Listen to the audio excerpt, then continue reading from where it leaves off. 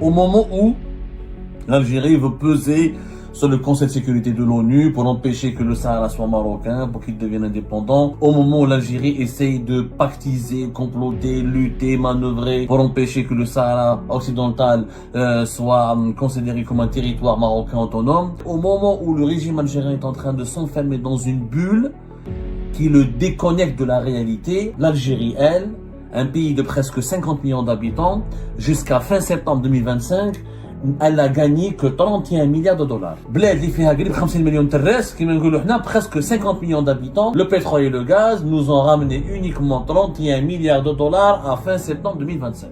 On n'a pas les chiffres sur les exportations d'hydrocarbures, mais il faut pas trop compter là-dessus, étant donné que nous sommes un pays qui ne produit presque rien. Toute l'année 2024, les exportations d'hydrocarbures ont représenté 3 milliards et demi de dollars.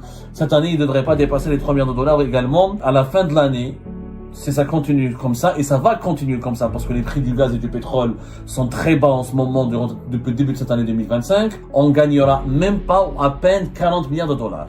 Alors que nous sommes un pays de presque 50 millions d'habitants. Alors que l'État algérien, va dépenser en 2026 l'équivalent de 136 milliards de dollars. Au lieu de s'occuper de ce sujet qui est la priorité absolue. Sahara occidental, la diplomatie, la Russie, les États-Unis. Ça, c'est des caprices pour un pays qui est pauvre. Au moment où les dirigeants algériens nous plongent dans des polémiques interminables sur des sujets théoriques, conceptuels qui concernent un monde qui n'a strictement aucun lien, ni de près, ni de loin, avec la véritable réalité de la population algérienne.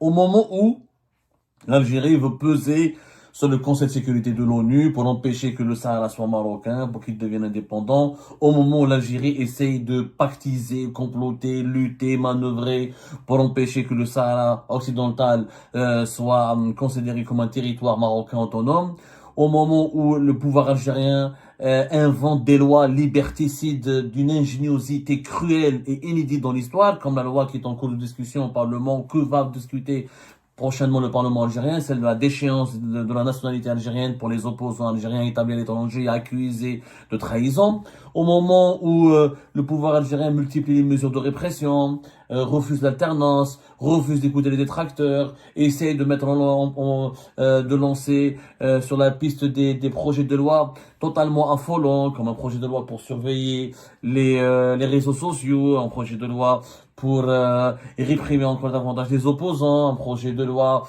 pour dépenser encore de l'argent public, un projet de loi pour renforcer le pouvoir de telle ou telle institution au détriment des libertés publiques et individuelles. Au moment où le régime algérien est en train de s'enfermer dans une bulle qui le déconnecte de la réalité, pendant ce temps-là, pendant ce moment-là, l'Algérie, elle, un pays de presque 50 millions d'habitants, jusqu'à fin septembre 2025, elle a gagné que 31 milliards de dollars.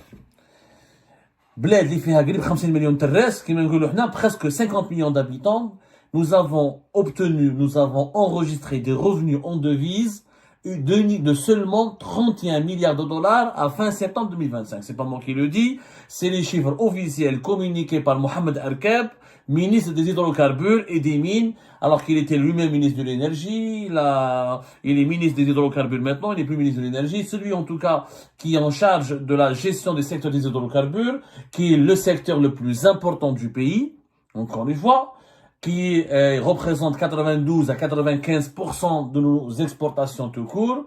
Le pétrole et le gaz nous ont ramené uniquement 31 milliards de dollars à fin septembre 2025.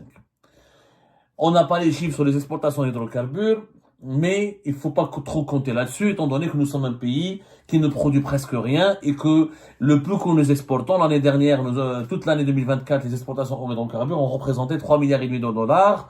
Cette année, ils ne devraient pas dépasser les 3 milliards de dollars également. C'est-à-dire que, à la fin de l'année, si ça continue comme ça, et ça va continuer comme ça, parce que les prix du gaz et du pétrole sont très bas en ce moment depuis le début de cette année 2025, ce qui a provoqué une chute des revenus de l'Algérie de plus de 9% par rapport à la même période de 2024.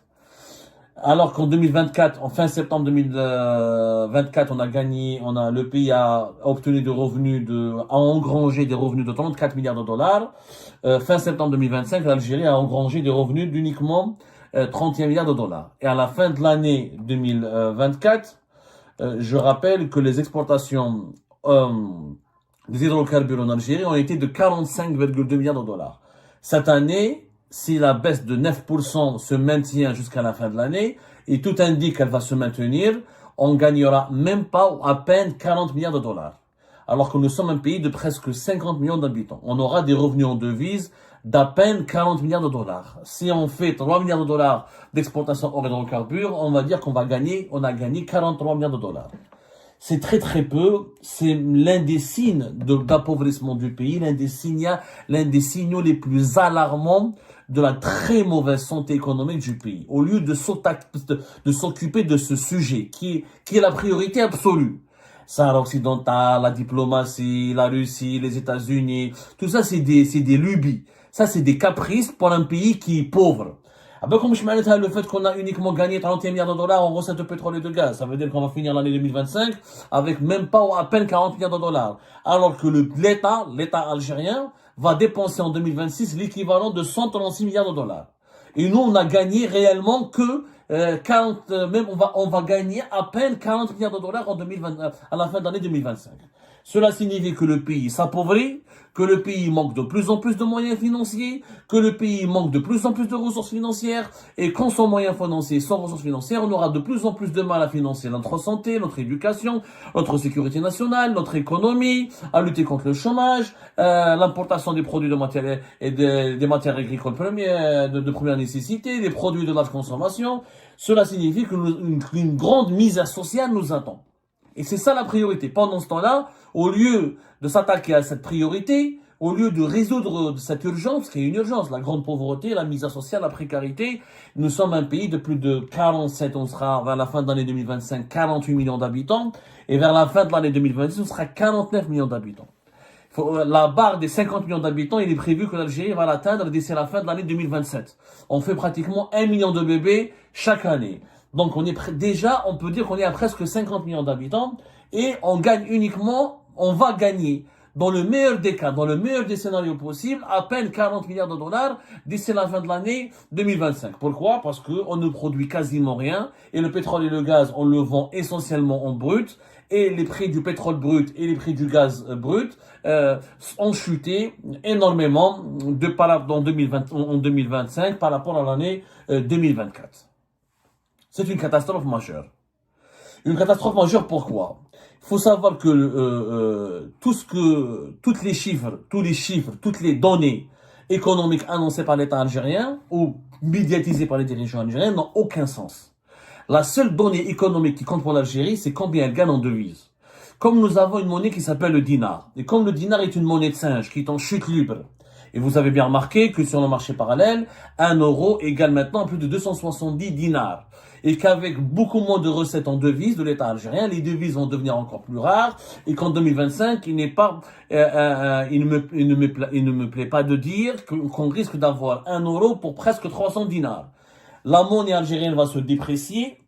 L'État algérien, faute d'argent, va imprimer des billets en dinars pour faire croire à la population qu'il a de l'argent, parce qu'il doit payer, il a des obligations. On aura un déficit budgétaire qui va exploser encore, qui a déjà dépassé la barre des 60 milliards de dollars et qui va peut-être dépasser la barre l'équivalent de 70 milliards de dollars d'ici la fin de l'année 2025, d'ici l'année 2026.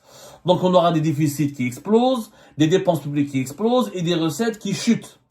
Cela signifie qu'on aura une monnaie de plus en plus faible et qu'on aura une dépendance de plus en plus accrue aux matières premières importées depuis l'étranger que nous ne produisons pas. Et comme on ne produit pas beaucoup de choses, sinon on aurait eu des exportations hors hydrocarbures importantes, on aurait eu une diminution importante des importations, parce que les importations ne vont pas baisser. On a déjà importé pour plus de pratiquement 40 milliards de dollars en 2024. Il est attendu que pour l'année 2025, on va avoir une facture d'importation de minimum 40 à 42 milliards de dollars. C'est-à-dire peut-être qu'à la fin de l'année 2025, on aura un déficit commercial. C'est-à-dire qu'on aura peut-être beaucoup plus d'importations que d'exportations. C'est vraiment le scénario vers lequel on se dirige. Je ne sais pas si on se rend vraiment compte. Voilà, en 2024, on a importé pour 45,3 milliards de dollars.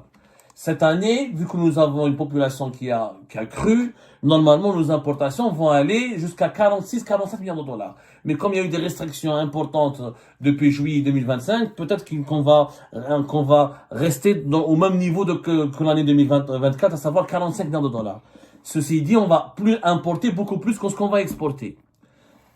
Sauf si dans les derniers mois de l'année 2025, le régime Tebboune ne va rien importer. Ce qui n'est pas possible, tu es obligé d'importer du blé, du sucre, de l'huile. Il y a toujours des matières premières agricoles pour nourrir la population qu'on doit importer. Sauf si on va affamer les Algériennes et les Algériens.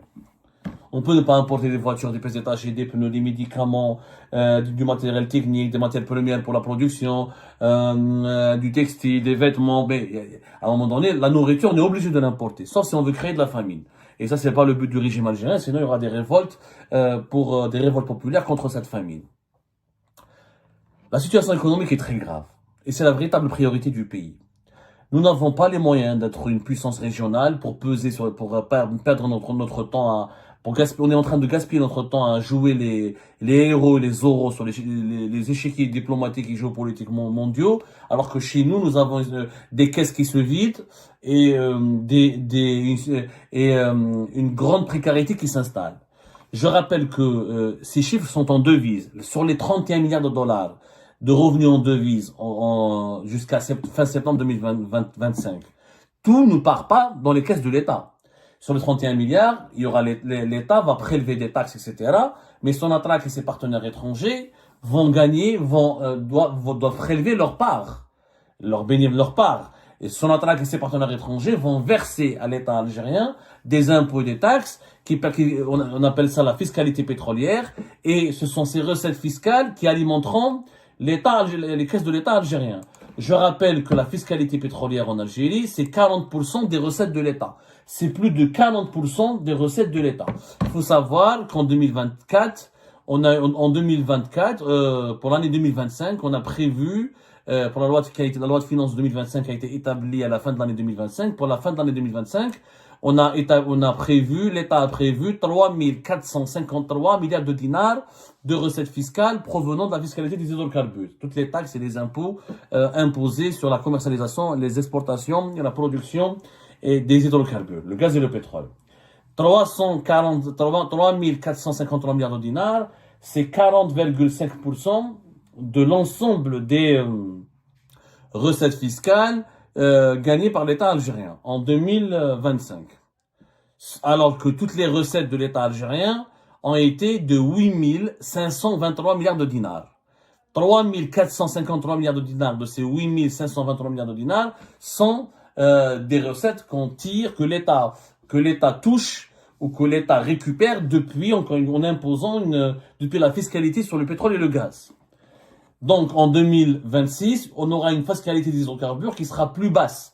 Puisque plus les revenus en devises sont tirés vers le bas, plus les revenus fiscaux ou les recettes fiscales provenant de ces exportations des hydrocarbures sont tirés vers le bas. Donc on va avoir des trous importants au niveau du budget de l'État. Et on fera une émission, parce que quand les dirigeants algériens prétendent qu'ils sont une puissance, qui dirigent une puissance régionale par rapport à quoi? Une puissance régionale, c'est une puissance économique d'abord. Est-ce que cet État algérien a de l'argent? L'État algérien n'a pas d'argent. Au niveau de ses recettes, mis à part la deuxième recette de pétrole, la deuxième recette d'argent après le pétrole et le gaz de l'État algérien, c'est l'impôt sur les salaires. L'impôt que payent les salariés algériens, les presque 12 millions de salariés algériens, ils payent un impôt qui s'appelle l'ERG, qui est prélevé à la source, l'impôt sur le revenu, qui a ramené à l'État l'année dernière 2020 milliards de dinars. Il n'y a pas la TVA, par exemple, l'impôt sur la consommation, la TVA, c'est 1477 milliards de dinars. C'est très peu d'argent. C'est vraiment très peu d'argent. Pourquoi? Parce qu'on ne consomme pas beaucoup. Nous avons une consommation intérieure. Comme le pouvoir d'achat des Algériens et des Algériens, il s'effondre. Donc la TVA s'effondre. Puisqu'en plus on a le marché informel. 35 à 40%, voire plus pour certains secteurs, pour les produits agricoles et agroalimentaires. Donc l'État ne gagne pas beaucoup d'argent avec la TVA. Il y a les salariés, il y a le pétrole et le gaz, ensuite les salariés algériens. Mais à part ça, nous n'avons aucune source de recettes. Nous avons des recettes très très faibles. Mais vraiment très très faibles. Tout le reste, c'est du connerie, c'est des bêtises, c'est des chiffres théoriques qui ne veulent rien dire. Revenus des participations financières de l'État.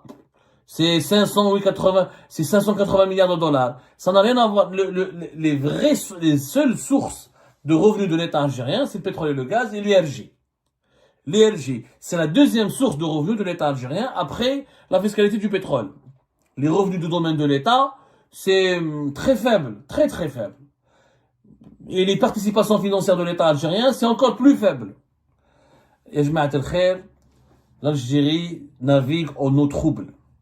Nous sommes pour un pays de 50 millions d'habitants qui gagne uniquement durant les 8 premiers mois de l'année seulement 41 milliards de dollars. C'est un signal d'alerte. C'est un cri de détresse. Ça veut dire que ce pays est réellement pauvre. On est en train de s'appauvrir. Alors que nous avons un État qui dépense sans compter. Tebboune veut dépenser l'équivalent de 136 milliards de dollars en 2026. Un dinar qui s'effondre. Quand la monnaie s'effondre, le pouvoir d'achat des Algériens s'effondre. Quand un Algérien veut partir à l'étranger, il a l'impression qu'il est devenu un nain. Tout est cher en devises, parce que il gagne sa vie en dinars dans une monnaie qui est de plus en plus faible. Et elle sera encore de plus en plus faible en 2026. Pour une raison simple, il n'y a pas de performance économique. Il n'y a pas de véritable croissance. L'Algérie ne gagne pas d'argent, ne gagne pas suffisamment d'argent pour pouvoir financer ou se doter d'une croissance et de performance économique réelle. Tous les pronostics, les annonces des autorités algériennes, c'est du faux, c'est du mensonge. Moi, je doute en permanence de ce taux de croissance de 3% dont nous parlent les dirigeants algériens. En plus, la croissance que nous réalisons en interne, en dinars, ne veut rien dire. Ça ne veut rien dire qu'elle faire de l'argent en dinars. Pour une raison simple, c'est que c'est pas avec les dinars qu'on va financer nos importations. Or, nous avons un problème de dépendance. En termes de nourriture, en termes d'alimentation, en termes d'accès aux matières premières industrielles, en termes d'accès aux machines, en termes d'accès aux voitures, aux équipements. Tout cela, on ne le fabrique pas.